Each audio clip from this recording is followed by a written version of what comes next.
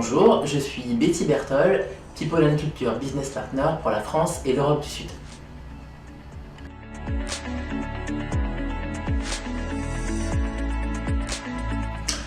Il y a des choses qui ne changent pas. Donc en 2023, comme il y a 10 ans et comme il y a 20 ans, on cherche toujours un candidat qui est un peu un mouton à 5 pattes.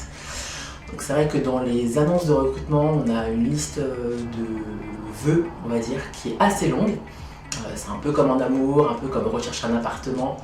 On a beaucoup de critères au début, qui nous semblent être des critères de base pour le poste.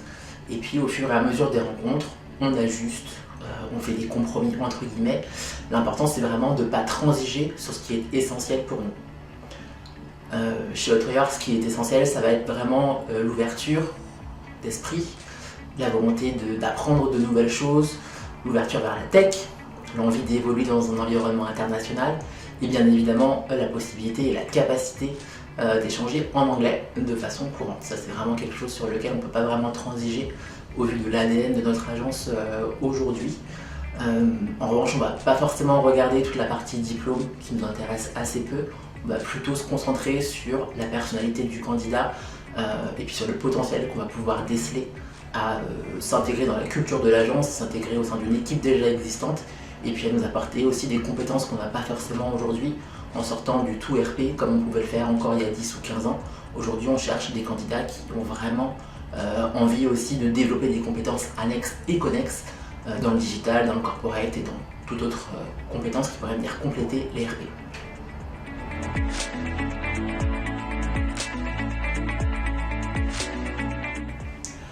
Aujourd'hui, que ce soit pour les candidats ou pour nos collaborateurs, on voit vraiment que la donne a changé et a évolué dans le sens où on est davantage dans un échange.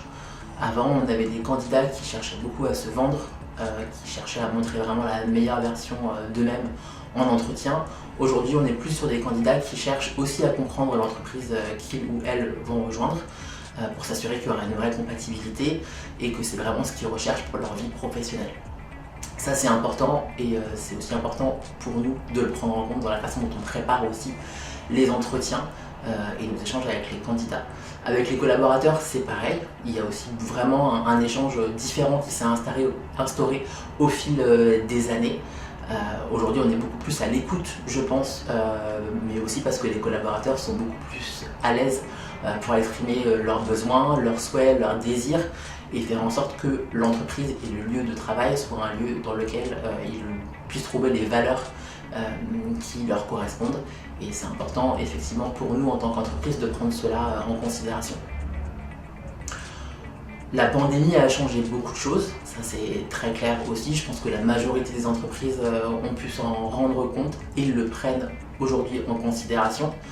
Évidemment le travail flexible, la façon de travailler en équipe sans être sur le même site, ça impose beaucoup de choses différentes, que ce soit au niveau du management, au niveau de l'équipement même.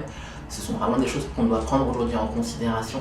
C'est quelque chose que nous, on a voulu pérenniser chez Hotwire et je pense qu'on restera très longtemps en tout cas sur un mode de travail hybride et ça nécessite évidemment des ajustements qui sont, je pense, nécessaires et qui sont aussi bénéfiques aussi bien pour l'entreprise que pour les collaborateurs. Le mode de travail hybride a aussi un impact sur la façon dont on organise les entretiens de recrutement. Donc aujourd'hui, on a pas mal d'entretiens qui se font à distance, de façon virtuelle. Ça nous permet aussi d'utiliser d'autres outils de communication avec les candidats, aussi bien de notre côté que de leur côté. Et c'est vrai que bon, avant, il y a quelques années quand même, on pouvait recevoir beaucoup de CV et lettres de motivation par la poste. C'est évidemment très peu le cas aujourd'hui. On est beaucoup aujourd'hui sollicité par mail évidemment, mais aussi sur les réseaux sociaux, notamment sur LinkedIn, où beaucoup de candidats nous contactent aussi via ce moyen de communication. Et au sein même de l'entretien, c'est vrai que les supports de preuve, on va dire, de compétences ont également évolué. Avant, on pouvait avoir des candidats qui venaient avec des espèces de petits books, qui nous envoyaient des petites créations par la suite par mail.